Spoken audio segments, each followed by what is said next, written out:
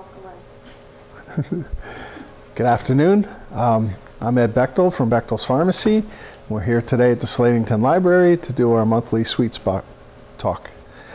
Today we're going to talk about glycemic index as a tool for managing your diabetes. You might be asking if it's just more diet hype. Well, let's find out. Review of some of our sweet spot truths.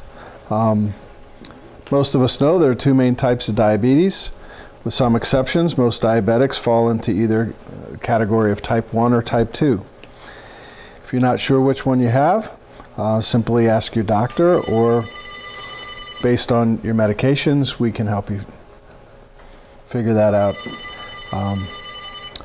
People get diabetes in different ways, but both types of diabetes can cause harm to the body in a similar manner.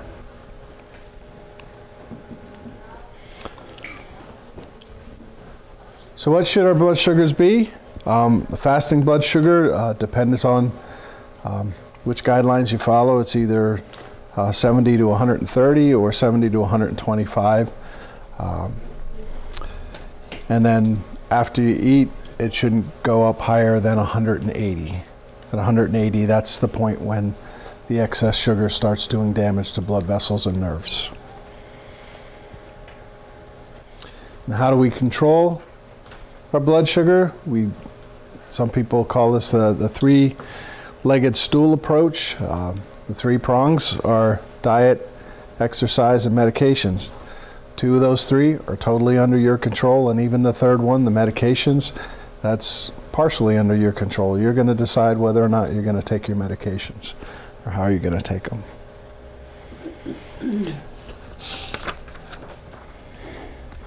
So today's topic is the glycemic index. After defining the glycemic index, we'll discuss what factors affect GI of a food and whether it's better to use the GI or carbohydrate counting. Finally, we'll discuss some of the glitches of the GI and what method of diabetes management is right for you. Has anybody heard of the glycemic index before? I heard of it, but I don't know what it means. There's diet based on it, isn't there? What's that? There are diet plans based on it.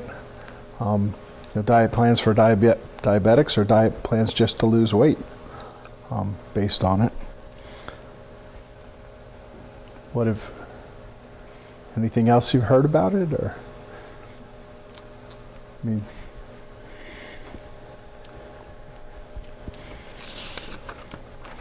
So what is the glycemic index? According to resources promoting the GI, it's a way of ranking carbohydrate-containing foods on a scale of 0 to 100, based on how they affect your blood sugar levels. A food with a high glycemic index is ranked at 70 or above, medium at 56 to 69, and low at 55 or less. So a high glycemic index food will raise your sugar higher and faster. So how do you find it on food? What's that? How do you find it? Is it on the Well, it's not typically on a nutrition label. There are books on glycemic index. You can go online and get charts that show different foods and what their glycemic index is. And we'll talk a little bit about that as we go on.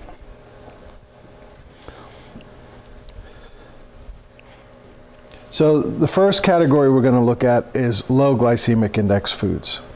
These are typically foods that are less refined or processed and are high in fiber.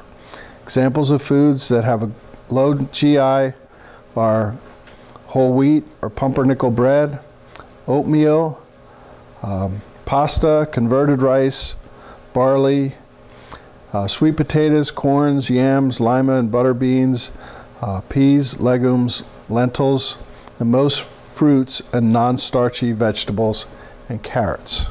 How can they all be low? When they're we'll talk about processing too, but in their unprocessed form.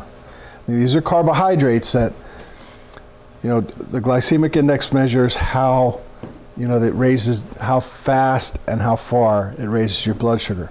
So things that are high in fiber and complex carbohydrates are going to have a lower glycemic index than things that are more refined. But aren't most fruits more sugar? Yeah, but if you're eating whole fruits, you're getting the benefit of the fiber as well as the sugar. So if you drink a fruit juice and you've taken all the fiber out, that's going to put your sugar up real fast. So a fruit juice would have a high glycemic index, where the whole fruit itself would have a lower glycemic index. See, this is where I get confused. They just said about babies with the fruit juice, they're not supposed to. You see that? It came on that, yeah, they just had this big thing about babies not getting fruit, and even right up to age 4 years of age, they don't want them to have a lot of fruit Well, juice. there's too much sugar in it. Well, yeah. It's processed. Yeah, no matter how you process something, you're probably taking out some of the, the good nutrition that Mother Nature put in for us. You go and grab a bottle of juice, and half the time it isn't real juice.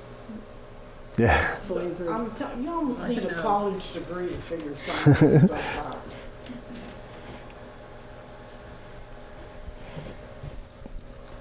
So medium glycemic index foods are things that are a little more processed than the low glycemic index foods. Examples, whole wheat, rye, or pita bread, quick oats, brown, wild, or basmati rice, couscous, raisins, beets, and bananas.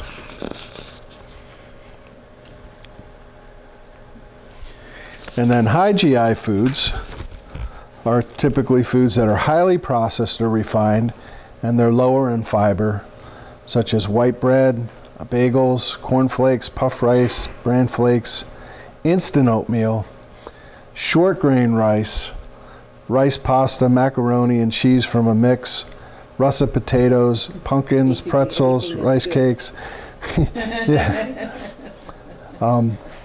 Melons and pineapple. I can't believe they put pumpkin in that. That's a high fiber vegetable to me. Well, do you eat pumpkin raw or do you eat it cooked? With lots of sugar. Yeah, so when we cook things, we make the sugar more accessible, and that raises the glycemic index, and we'll talk about that in a little bit.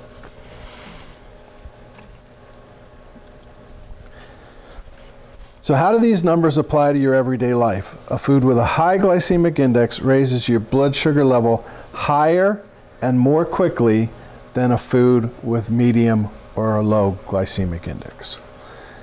And really, there are times when we want our sugar raised fast.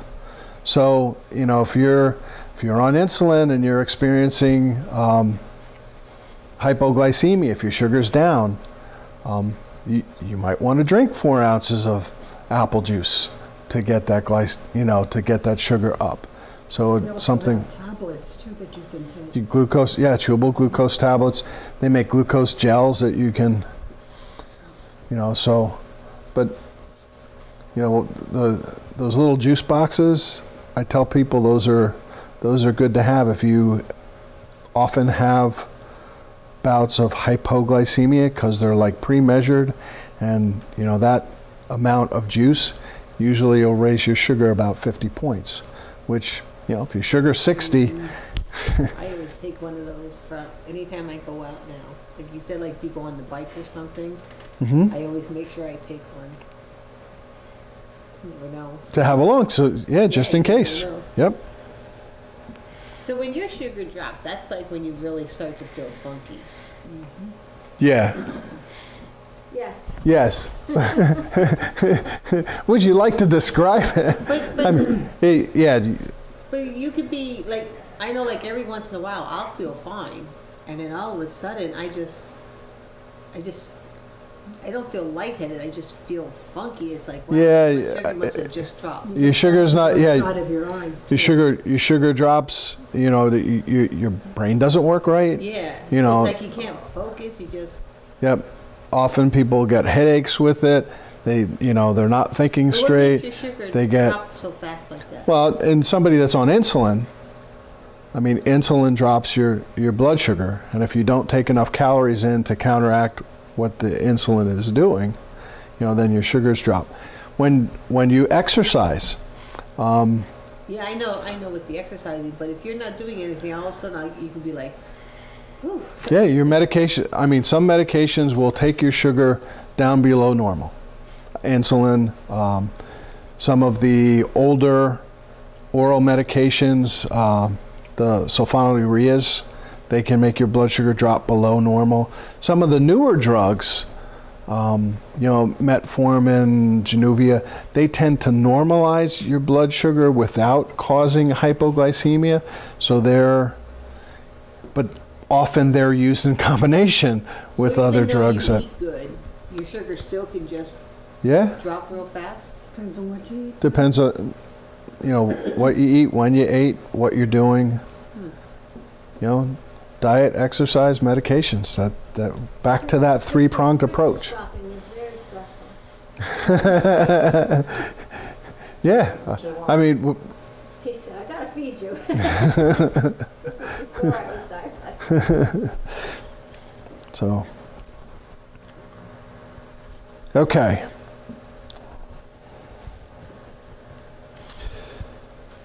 So there are many factors that enter into the glycemic index of a given food.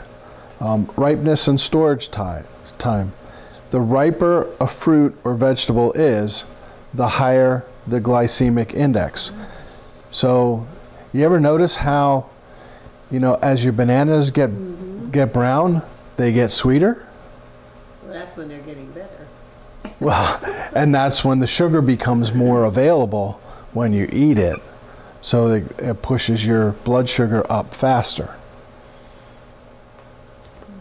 So, you know, an overripe banana will have a higher glycemic index than one that's just ripe. Processing.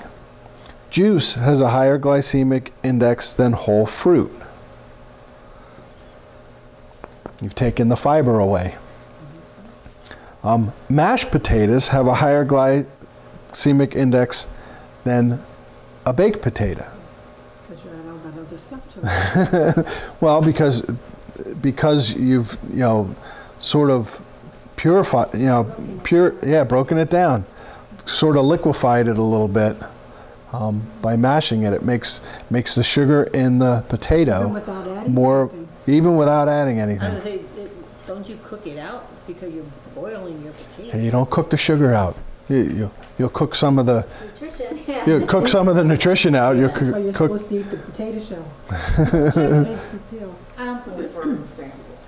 If you eat an apple, And if you eat an apple, all right, but say if you have teeth problems, you know, if you're older, if you would take and put that apple in a blender and blend it up, nothing added, same ripe apple, which one's going to be higher?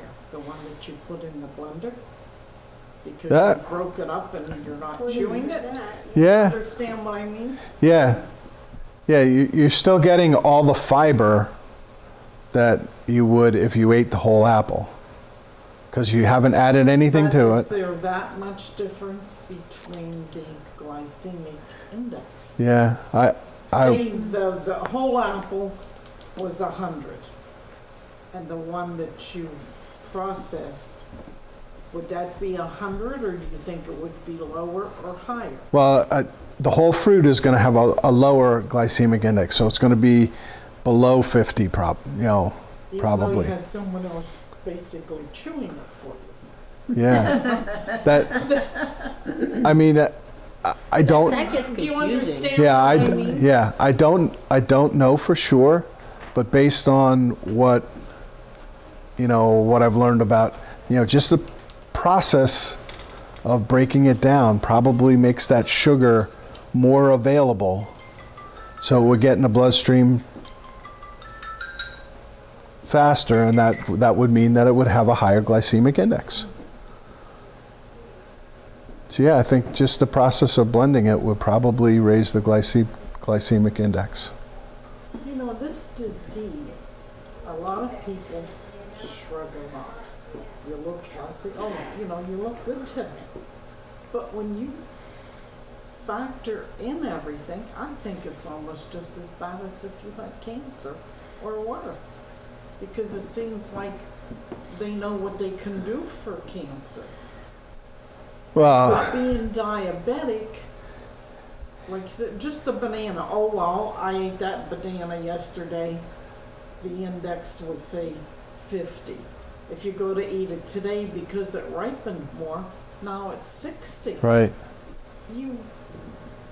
Life isn't as easy it was years ago. You're out We have- doing things. You don't have time to read every label on the can or sit down and figure it out. But I guess if you don't, you're going to die a lot sooner than what you think. Well, we have tools today that we didn't have years ago. We didn't have nutrition labels on foods. You didn't need it because yourself, if Yeah. you know what I mean. I Yeah. still can a lot today. Yep. But now I was talking to a couple people that have the diabetic pump one. Uh-huh. Do you think that's a better tool than us doing all this stuff? For some people, the pump is, for some people, the pump is kind of a miracle. With some of the long-acting insulins that we have now, some people do fine, with that, using a long-acting insulin to give them that baseline, and then using a fast-acting insulin to cover their meals.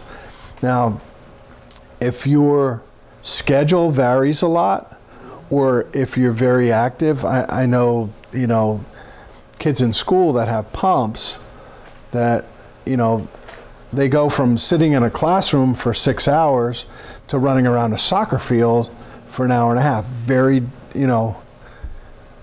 very different levels of activity in a short period of time. So, when they're sitting in school, that pump, they may, be putting a certain amount of insulin in. They go outside and they start running around to soccer practice. If they kept that same amount of insulin going in, they're going to be dropping, or they need to take something to get that sugar back up. And so, I know this one kid who tests like 20, 25, 30 times a day because his sugars, and he's on the pump, but his sugars vary so much because he's one of those kids that, is very active, and, going from sitting in school to practice to, Testing that many times a day. well, if you have insurance, if you have good insurance,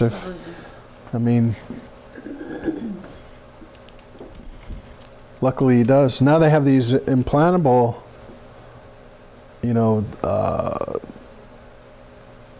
glucose monitoring things. Really? What, that you can just run your phone over it? It tells you? Well, I think there's a, And that would be sweet. there's all sorts of stuff. I don't think we're, when I was in school, and we're talking, almost 40 years ago, they were talking about, the future is going to be, we're going to have an artificial pancreas. We're going to have the ability to test the blood sugar and have that communicate with a pump, and, we're getting close. We're getting close. We have the technology to almost constantly monitor blood sugars, and then we have the technology to keep that insulin going in all the time. So Yeah, Do you I hear saw. of any? Oh, I'm sorry. That's okay. Do you hear of any breakthroughs that they're just about ready? well, they're experimenting with artificial pancreas for people with with type 1 diabetes, where they have, like I said, they have these devices that can measure your blood sugar almost constantly, and then it sends a message to the pump. Now that there's still some, they're still in the investigational phase of doing that, but they're But close. you don't think there would be a cure For being diabetic in our a lifetime? cure for type 1 or a cure for, well, type 2, now there are some people that bring their blood sugar and their A1C down through diet and exercise, so that to the point where they no longer meet the diagnostic criteria of diabetes. And those are the people you see that periodically you'll see something on TV. I cured my diabetes by doing this. Not everybody can, watch their diet close enough or do enough exercise to keep their sugar, in that normal range. But the longer you can keep it in that normal range, or the closer you can keep it to that normal range, the better. But if you have that genetic predisposition to type 2 diabetes, you can't pick your parents. I mean, that's always going to be there, and you're always going to have to watch. But yeah, there are some people that claim that their diabetes is cured through lifestyle modification, and if you work at it, you can get. But even though you're cured, they still say you're diabetic. You have that. Control it. If you have that gene, if you have the genes that make you susceptible to type 2 diabetes, you cannot make those genes go away. But that's what I did. So They don't say I'm not diabetic. technically you're not diabetic, But but I still can't do what I did before. right. So Control it. yeah, you got to maintain that lifestyle. Okay. So processing. We did that, and then the variety of a specific food. Converted long grain rice has a lower GI than brown rice, but a shorter grain white rice has a higher glycemic index than brown rice. So What does converted mean? I'm a cook. I like different kind of rices, but I don't know what converted means. yeah, I'm not a nutritionist. Like Uncle I Ben's. noticed it on a box in a store even. Yeah, Uncle Ben's says on the label converted rice. Converted? Yeah. I always go with the brown sugar instead of But that's Korea. the thing, Well, that brown are the- higher. Yeah. Brown is higher than converted, but lower than. Right? Lower than short grain. Right. I just thought brown is better. Yeah, I would say brown. Well, yeah. Generally, brown rice has more fiber than white rice, and more fiber makes it better for you. So what's a glucide carbohydrate? Is that the GI or is it a carb on the label? Well, if you see a nutrition label, it's going to talk about carbohydrates. Usually, glycemic index isn't on a food label. So That's not something that the government requires. I just looked up a rice label. It says glucide / carbohydrate. That would just be carbs. Okay. Okay, so when you're planning meals using the glycemic index as a guide, GI supporters recommend choosing foods that are low or medium on the scale as often as possible. This usually is a good idea for any healthy diet because low glycemic index foods tend to be less processed, more nutritious, and more wholesome. But plenty of good-for-you foods can have a high glycemic index, while other unhealthy foods, like candy bars, can be low on the glycemic index scale.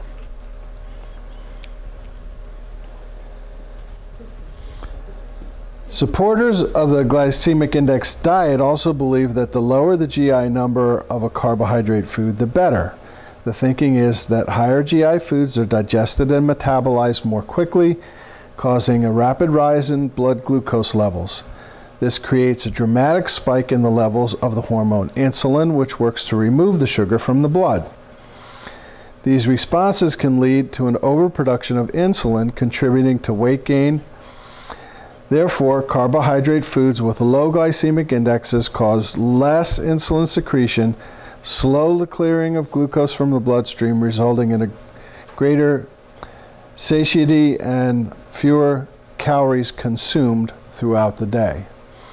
So if you eat, complex carbohydrates and things high in fiber that spread that sugar load out, you feel fuller longer, and you don't get the spikes and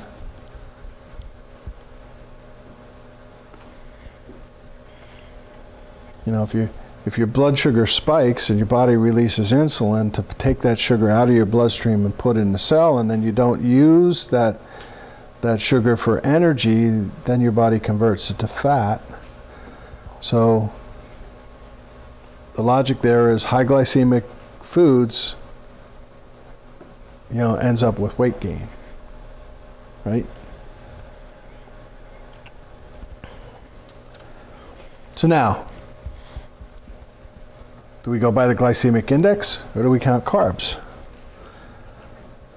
The total amount of carbohydrate in foods is a better predictor of blood glucose response than the glycemic index.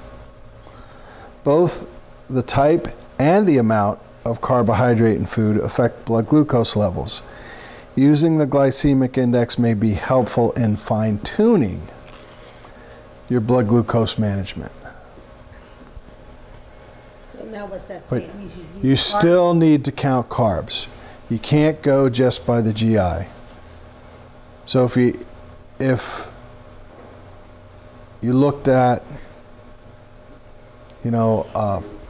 apple as being a good thing, well, eating an apple is a good thing. Eating 6 apples might not be such a good thing. So you can't just go by the glycemic index.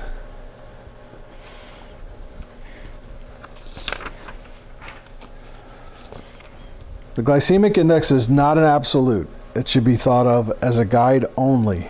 The glycemic index of any given food can vary between resources. For example, one study may rank a potato's glycemic index as low as 56, and another rank it as high as 100.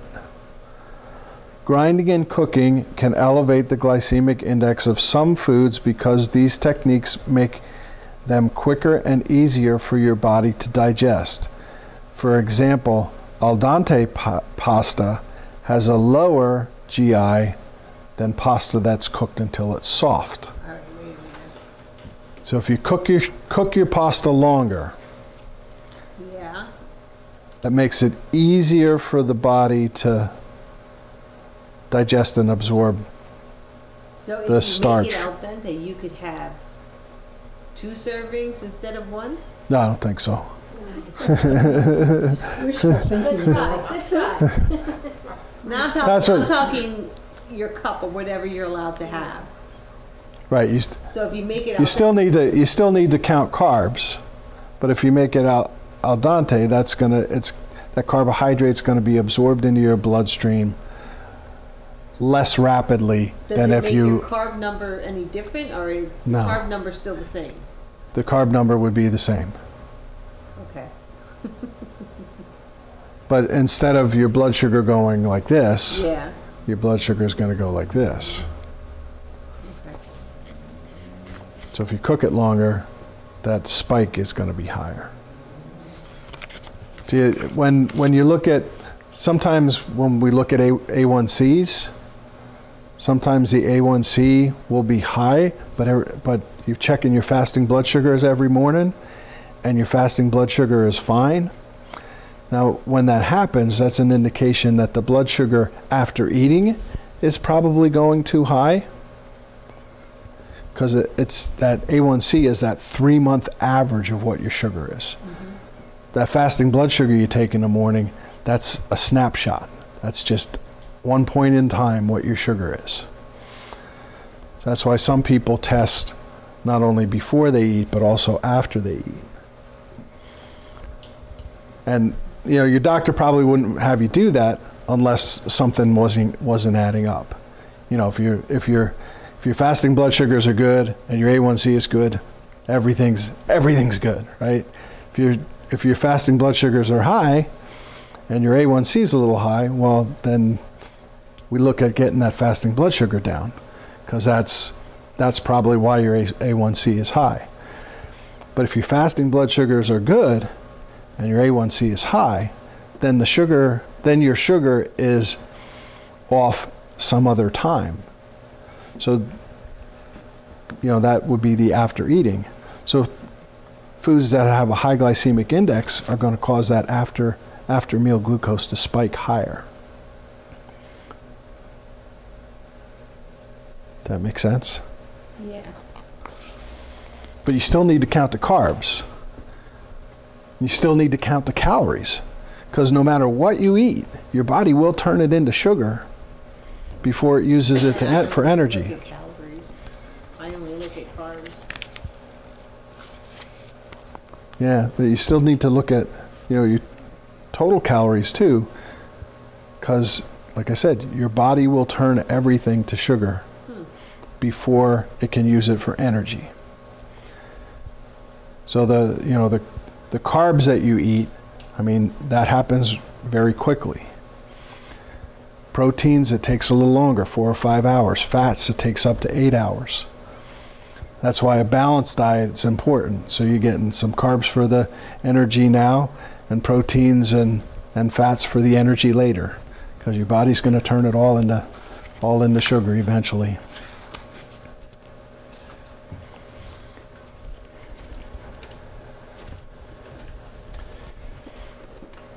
Okay. Keep in mind that food combinations can affect the overall glycemic index values. Glycemic indexes are based on individual foods, but most people combine different foods within a meal or a snack. The balance of all foods consumed during a meal or snack affects the glycemic index. If a high GI food is combined with low GI foods, then the overall GI of the meal can be reduced or balanced out. Eating carbohydrate foods with fiber, protein, and fat will usually reduce the glycemic index of a meal as a whole. That's kind of what I was just saying about the balance.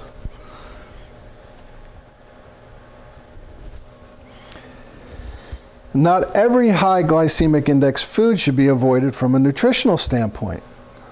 Actually, the opposite is true. Many low GI foods aren't necessarily helpful or nutritious. When certain high glycemic foods are eliminated from a diet, so are vital vitamins, minerals, fiber, and phytochemicals. Watermelon has a high glycemic index at 76, but it's high in potassium, vitamin A, and lycopene, as well as low in calories.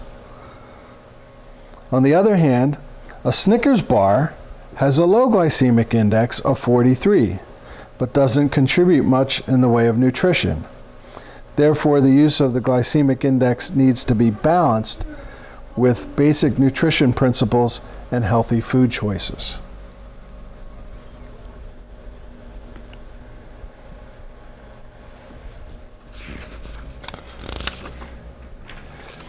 Relying on the glycemic index alone may lead to overeating and weight gain. It's important to remember that the GI value represents a type of carbohydrate in a food, fast digesting versus slow digesting, but says nothing about the amount of carbohydrates or the calories it contains. Peanuts look like the perfect choice with a GI of 8, but with about 400 calories in a half a cup, they won't help you shed pounds when eaten in excess. Portion control is still relevant for managing blood glucose levels and managing your weight. So no, you can't have 2 cups of pasta if you cook it al dente.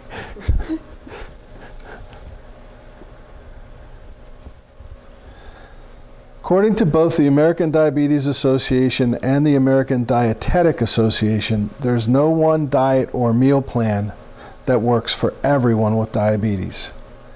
Patients living with diabetes are encouraged to work with a certified diabetes educator or a registered dietitian to develop a personalized meal plan to achieve blood glucose control and weight management.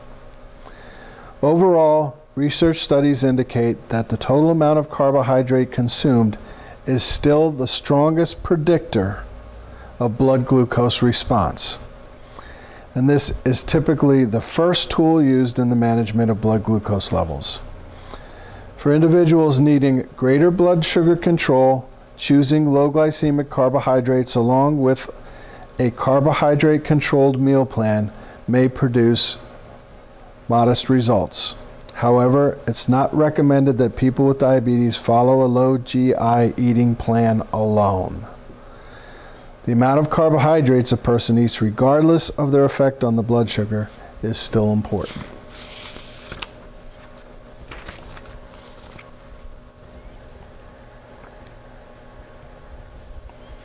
And that's our cookies this month.